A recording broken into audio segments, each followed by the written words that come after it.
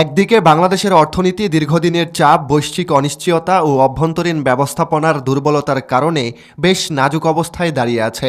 অন্যদিকে আইনশৃঙ্খলা পরিস্থিতিও পুরোপুরি স্থিতিশীল বা স্বাভাবিক বলা যাচ্ছে না। এমন এক সময়ে রাষ্ট্রকে পুনরায় গতিশীল করা, মানুষের আস্থা ফিরিয়ে আনা এবং প্রশাসনিক কাঠামোকে কার্যকর অবস্থায় নিয়ে যাওয়া নিঃসন্দেহে অত্যন্ত কঠিন ও চ্যালেঞ্জপূর্ণ একটি দায়িত্ব। এই বাস্তবতায় প্রচলিত গতানুগতিক নিয়মে রাষ্ট্র পরিচালনা করলে কাঙ্ক্ষিত ফল পাওয়া সম্ভব নয়, বরং প্রয়োজন সাহসী সিদ্ধান্ত, ব্যতিক্রমী উদ্যোগ ও নিরবিচ্ছিন্ন কঠোর পরিশ্রম।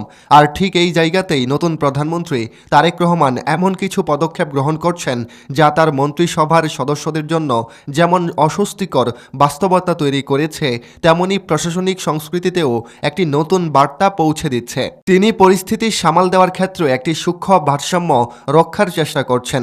একদিকে জনগণের প্রত্যাশা, অন্যদিকে বাস্তব সীমাবদ্ধতা। সেই ভারসাম্য বজায় রাখতে গিয়ে তিনি তার মন্ত্রী, প্রতিমন্ত্রী এবং সংশ্লিষ্ট কর্মকর্তাদের কার্যত সবসময় কাজের মধ্যে রাখছেন। তার কর্মকৌশল থেকে একটি বিষয় পরিষ্কার হয়ে উঠছে, মন্ত্রী বা নেতা হওয়া মানেই কোনো আরামদায়ক অবস্থান নয়, বরং এটি একটি বিশাল দায়িত্ব, যেখানে প্রতিটি সিদ্ধান্তের সাথে জড়িয়ে থাকে কোটি মানুষের ভাগ্য। দেশে ফেরার পর সাধারণ মানুষের উদ্দেশ্যে তিনি বলেছিলেন যে দেশের উন্নয়নের জন্য তার কাছে একটি সুস্পষ্ট পরিকল্পনা রয়েছে। এখন সরকার পরিচালনার দায়িত্ব হাতে নেওয়ার পর সেই পরিকল্পনার বাস্তব রূপ ধীরে ধীরে দৃশ্যমান হতে শুরু করেছে। তার একের পর এক সিদ্ধান্ত সচেতন নাগরিকদের পাশাপাশি সাধারণ মানুষের মাঝেও বিস্ময় ও আগ্রহ তৈরি করেছে। অনেকেই বিষয়গুলোকে ইতিবাচক দৃষ্টিতে দেখছেন এবং মনে করছেন যে এবার সরকার পরিচালনার ধরনে একটি দৃশ্যমান পরিবর্তন আসতে পারে। এই পরিবর্তনের অন্যতম গুরুত্বপূর্ণ দৃষ্টান্ত হল সাপ্তাহিক ছুটির দিনেও কাজ করার ঘোষণা।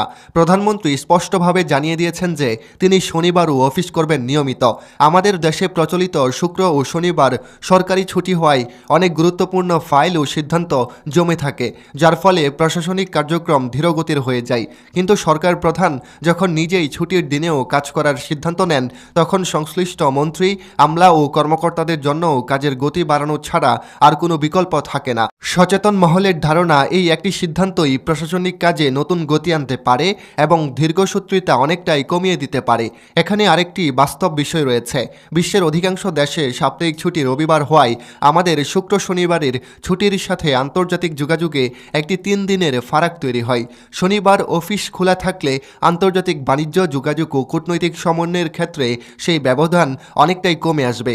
এই বঙ্গুর অর্থনীতির জন্য এটি গুরুত্বপূর্ণ বিষয়। এরপর আসে সরাসরি ব্যয় সাশ্রয়ের প্রশ্ন। প্রধানমন্ত্রী সিদ্ধান্ত নিয়েছেন যে অপ্রয়োজনীয়ভাবে তিনি সরকারি গাড়ি ব্যবহার করবেন না এবং জ্বালানির অপচয় করবেন না। এমনকি নিরাপত্তা বহরের আকারও কমিয়ে এনেছেন তিনি। সরকার প্রধান নিজেই যখন এমন মিতব্যয়ী জীবনযাপন করেন, তখন অন্য মন্ত্রীদের পক্ষেও বিলাসী আচরণ করা কঠিন হয়ে পড়ে। এটি শুধু অর্থ সাশ্রয় নয়, এটি একটি নৈতিক বার্তা যা প্রশাসনের সর্বস্তরে প্রভাব ফেলে। একটি সহজ হিসাব করলেও বিষয়টি আরও পরিষ্কার হয়। যদি একজন মন্ত্রীর জন্য দৈনিক গড়ে 18 লিটার জ্বালানি বরাদ্দ করা হয় এবং প্রতি লিটার 120 টাকা হিসেবে ধরা হয়, তাহলে প্রতিদিন ব্যয় দাঁড়ায় 2160 টাকা। মাসে 22 কর্মদিবস ধরলে একজনের ব্যয় প্রায় 47,000 টাকার বেশি। যদি মন্ত্রিসভার সদস্য সংখ্যা 50 জন ধরা হয়, তাহলে এই খাতে মাসে প্রায় 23 লাখ টাকার বেশি ব্যয় হয়। এর সাথে পরিবহন ভাতা যোগ করলে মাসিক সাশ্রয়ে অঙ্ক দাঁড়াতে পারে প্রায় 59 লাখ টাকা। বছরে এটি কয়েক কোটি টাকায় পৌঁছাবে, যা বর্তমান অর্থনৈতিক প্রেক্ষাপটে মোটেও ছোট নয়। এই পদক্ষেপের মাধ্যমে জনগণের কাছে একটি স্পষ্ট বার্তা যাচ্ছে, সরকার জনগণের অর্থের মূল্য বুঝে এবং অপচয় কমাতে প্রতিশ্রুতিবদ্ধ। করের টাকায় বিলাসিতা নয়, বরং দায়িত্বশীলতাই হবে রাজনৈতিক নেতৃত্বের পরিচয়। ভিআইপি সংস্কৃতি নিয়েও দীর্ঘদিন ধরে মানুষের ক্ষোভ রয়েছে। প্রধানমন্ত্রী তারেক রহমান তার বক্তব্যে পরিষ্কার করে বলেছেন যে জনগণের ভোগান্তি কমাতে এবং সড়কে শৃঙ্খলা ফিরিয়ে আনতে হবে। তিনি নিজেই যখন সীমিত গাড়িবহর নিয়ে স্বাভাবিকভাবে চলাফেরা করছেন, তখন অন্যদের জন্যও সেটি অনুসরণীয় হয়ে থাকবে। ফলে সাইরেন বাজিয়ে রাস্তা ফাঁকা করে চলার প্রবণতা কমে আসার সম্ভাবনা তৈরি হয়েছে। যানজট কমানোর জন্য আরেকটি গুরুত্বপূর্ণ সিদ্ধান্ত হলো তিনি সব মন্ত্রীকে একসাথে নিজের কার্যালয়ে ঢোকার পরিবর্তে নিজেই সচিবালয়ে গিয়ে বৈঠক করছেন। এতে অতিরিক্ত যানজট তৈরি হয় না এবং সাধারণ মানুষের ভোগান্তিও কমে। এটি একটি বাস্তবমুখী চিন্তা, যা দেখায় তিনি প্রশাসনিক সিদ্ধান্ত নেওয়ার সময় জনগণের দৈনন্দিন কষ্টকেও বিবেচনায় রাখছেন। মন্ত্রীদের পাশাপাশি দলীয় সংসদ সদস্যদের ক্ষেত্রেও কঠোর বার্তা দেওয়া হয়েছে। বাংলাদেশ জাতীয়তাবাদী দল থেকে নির্বাচিত কোনো এমপি শুল্কমুক্ত কোটায় গাড়ি কিনতে পারবেন না এবং সরকারি প্লট বরাদ্দও নিতে পারবেন না। এমন ঘোষণায় রাজনৈতিক সংস্কৃতিতে বড় পরিবর্তনের ইঙ্গিত দেয়।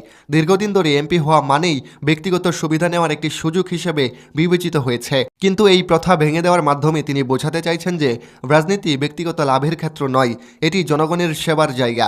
এই সিদ্ধান্তের ফলে সংসদের মনোযোগ ব্যক্তিগত সুবিধার বদলে এলাকার উন্নয়নের বেশি কেন্দ্রীভূত হবার সম্ভাবনা রয়েছে, কারণ তারা জানবেন যে পদটি সম্মানের কিন্তু আর্থিক সুবিধা অর্জনের মাধ্যম নয়। সবকিছু মিলিয়ে বোঝা যায় প্রধানমন্ত্রী সরকার পরিচালনায় একটি ভিন্ন ধারা প্রতিষ্ঠা করতে চাইছেন, যেখানে স্বচ্ছতা, জবাবদিহিতা এবং মিতব্যয়িতা গুরুত্ব পাবে। তবে এই কাজটি সহজ নয়। এটি সফল করতে হলে তার প্রয়োজন জনগণের আস্থা, রাজনৈতিক সহকর্মীদের আন্তরিকতা এবং প্রশাসনের সহযোগিতা।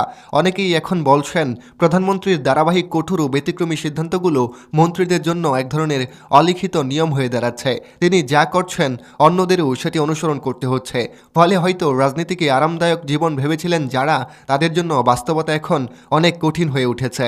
তাদের কাজের হিসাব দিতে হবে, জনগণের মুখোমুখি হতে হবে এবং সরকারি সুবিধার অপব্যবহার থেকে দূরে সরে আসতে হবে। সত্যিকার অর্থে এই পরিবর্তন যদি দীর্ঘমেয়াদে ধরে রাখা যায়, তাহলে এটি দেশের রাজনৈতিক সংস্কৃতিতেও একটি নতুন অধ্যায়ের সূচনা করতে পারে, যেখানে ক্ষমতা নয়, দায়িত্বই হবে নেতৃত্বের মূল পরিচয়। সবশেষে বলা যায়, একটি রাষ্ট্রের ভাগ্য পরিবর্তন কোনো একক সিদ্ধান্ত বা একদিনের উদ্যোগ নয়। এটি একটি দীর্ঘমেয়াদী প্রক্রিয়া, যেখানে নেতৃত্বের আন্তরিকতা, প্রশাসনের কর্মদক্ষতা এবং জনগণের আস্থা, এই তিনটি উপাদান একসাথে কাজ করে। বর্তমানে যে পদক্ষেপগুলো নেওয়া হচ্ছে সেগুলো কেবল তাৎক্ষণিক প্রভাবের জন্য নয়, বরং একটি নতুন রাজনৈতিক ও প্রশাসনিক সংস্কৃতি গড়ে তোলার ইঙ্গিত বহন করছে। যদি এই ধারাবাহিকতা বজায় থাকে, তাহলে ভবিষ্যতে রাষ্ট্র পরিচালনার মানদণ্ডই বদলে যেতে পারে। মানুষ তখন নেতাদের বিলাসিতা নয়, কাজের ফলাফল দিয়ে বিচার করবে। এটাই তাহলে সবচেয়ে বড় পরিবর্তন। তবে বাস্তবতা হলো, কঠোর সিদ্ধান্ত সবসময় সবার কাছে জনপ্রিয়তা হয় না। কিছু মানুষের অস্বস্তি তৈরি করবেই, কিছু স্বার্থে আঘাত লাগবেই, কিন্তু ইতিহাস বলে বড় পরিবর্তনের পথ কখনোই আরামদায়ক হয় না। তাই সামনে চ্যালেঞ্জ যতই থাকুক, যদি সততা, জবাবদিহিতা এবং জনগণের স্বার্থকে কেন্দ্র করে এগোনো যায়, তাহলে ধীরে ধীরে একটি ইতিবাচক ফল অবশ্যই দৃশ্যমান হবে। অবশেষে দেশের মানুষ এখন দেখছে কথার চেয়ে কাজ কতটা গুরুত্বপূর্ণ। আর যদি এই কাজের গতি ও দৃষ্টিশক্তি ধরে রাখা যায়, তাহলে ভবিষ্যতের পথ হয়তো আজকের তুলনায় অনেক বেশি সুখকর হবে। প্রিয় দর্শক, এই ছিল আমাদের হাতে থাকা সবশেষ বিশ্লেষণ। প্রধানমন্ত্রী হিসেবে তারেক রহমানের শপথ নেওয়ার পর তার এই উদ্যোগগুলো আপনার চোখে কেমন লাগছে? আপনি এই বিষয়গুলোকে কিভাবে দেখছেন? কমেন্ট করে অবশ্যই জানাবেন। খুব শীঘ্রই দেখা হবে পরবর্তী কোনো ভিডিওতে। ততক্ষণ পর্যন্ত সবাই ভালো থাকুন, সুস্থ থাকুন।